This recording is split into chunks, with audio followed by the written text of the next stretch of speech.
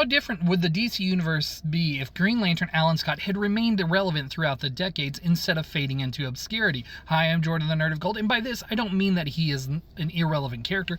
Obviously, people still like Alan Scott to this day. He's having comics where he's published in to this current day.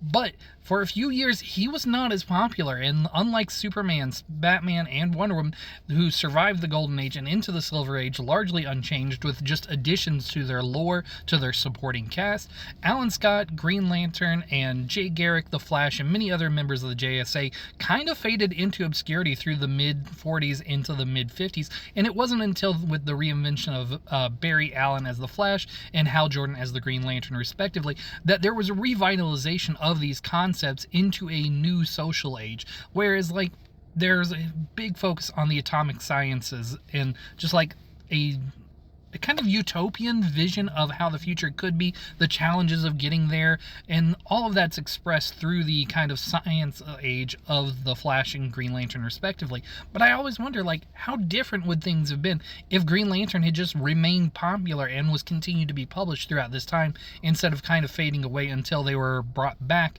in Earth 2 when the JLA did their Crisis event. I know Earth 2 was brought back when Barry Allen and Jay Garrick met, but I mean, the whole JSA wasn't really brought back until the JLA.